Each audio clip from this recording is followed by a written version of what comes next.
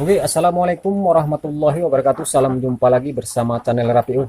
Nah, untuk pagi ini semoga teman-teman tetap diberi kesehatan dan kelancaran. Intinya kesehatan adalah rezeki yang tak terhingga yang diberikan oleh Allah Subhanahu wa taala yang patut kita syukuri.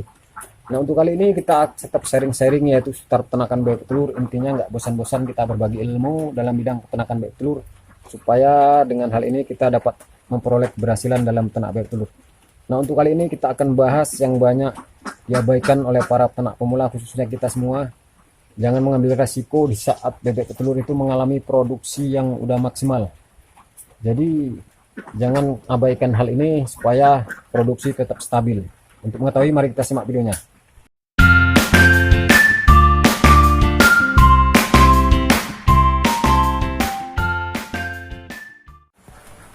Oke, salam jumpa lagi bersama channel Rapio, yaitu channel pemersatu yaitu para peternak bebek telur pemula.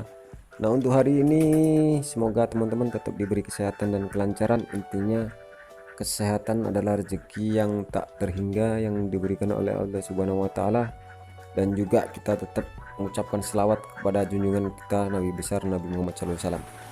Nah, untuk hari ini kita tetap sharing-sharing yaitu seputar akan bebek telur. Intinya kita nggak bosan-bosan untuk berbagi, walaupun sedikit ilmu masih bisa kita bagi-bagikan, dan juga teman-teman bisa juga membagikan ilmu seputar peternakan bebek telur, karena hal itu bisa menunjang untuk keberhasilan kita dalam ternak bebek telur.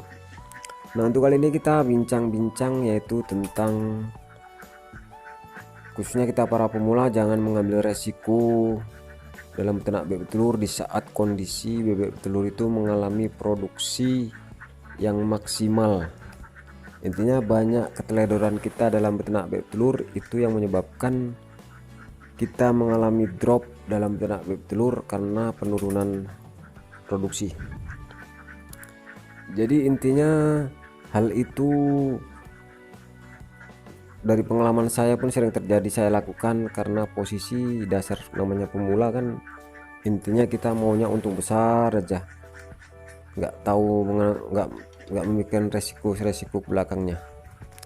Jadi resiko apa yang bisa terjadi jika kita telur mengalami penurunan? Jadi yang pertama, intinya teman-teman, ini yang paling utama,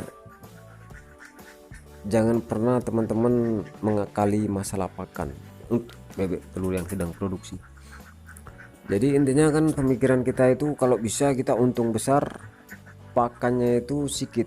Nah, itu yang bisa menyebabkan kita mengalami kegagalan dalam ternak bebek telur. Masuk dari mengakali ini, intinya kita lari dari pakan dasar, pakan utama di saat bebek telur produksi.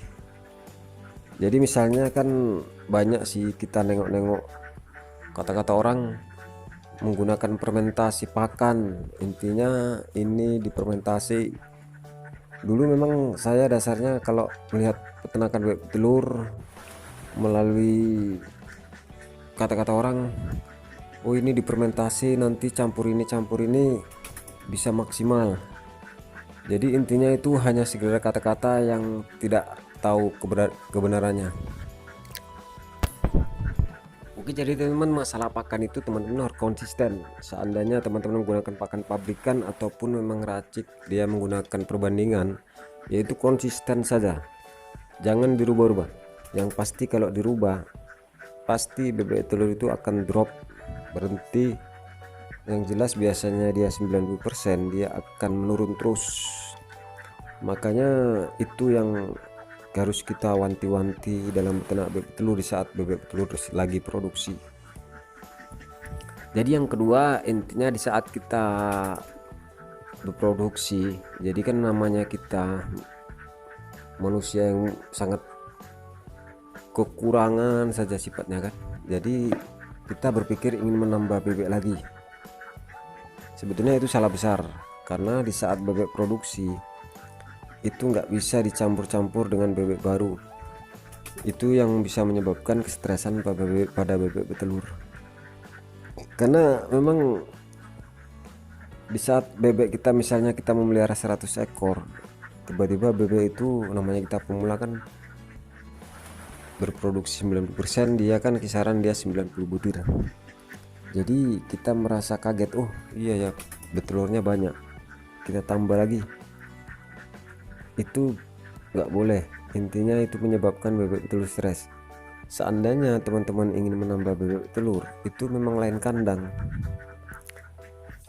Misalnya ada koloni 2, misalnya kan bebek telur itu satu kandang itu berproduksi 90%. Jadi jika teman-teman ingin menambah bebek telur, ya teman-teman dibikin lagi kandang lain, jangan dicampur bebek yang sedang produksi. Makanya kita itu harus berhati-hati dengan hal itu. Namanya kita pemula, ingin mencari untung lebih besar, karena posisi bebek yang pertama itu udah berproduksi dan udah menguntungkan. Jadi pemikiran kita ingin menambah lagi, itu jangan. Boleh tapi kandang lain, jangan dicampur. Oke teman-teman, ini juga perlu diperhatikan oleh para peternak bebek petelur pemula, khususnya kita semua. Intinya di saat bebek sedang produksi, kita janganlah selalu keluar masuk kandang, intinya tanpa ada tujuan.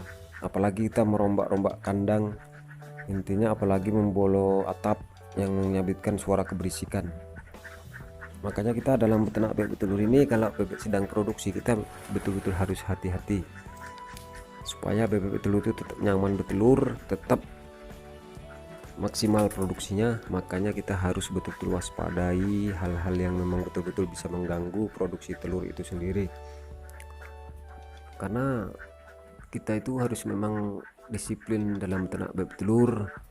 Apa-apa yang memang nggak boleh harus kita hindari, menjaga demi memaksimalkan produksi. Makanya banyak peternak bebek telur pemula mengalami kegagalan karena memang apa yang saya ucapkan tadi dilanggarnya. Dia menganggap sepele. Makanya itu hal sepele itu harus kita hindari dalam peternak bebek telur.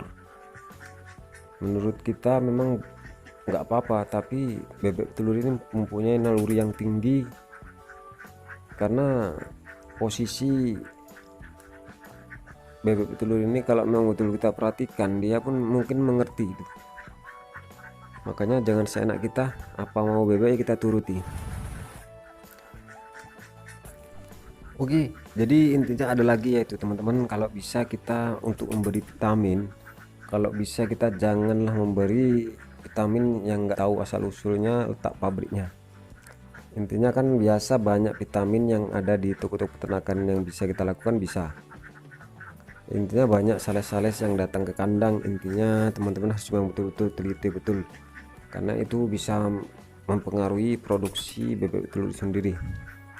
Yang jelas yang saya gunakan yaitu vitamin di saat bebek mulai bertelur, intinya udah mencapai 20%.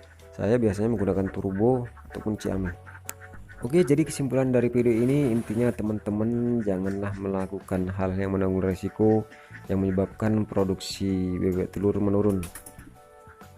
Jadi cukup sekian saja video kita kali ini, semoga bermanfaat. Kurang dan lebih saya mohon dimaafkan. Semoga teman-teman tetap semangat dan konsisten dalam menjalankan peternakan bebek telur, dan saya sudah dengan wabillahi taufik walhidayah.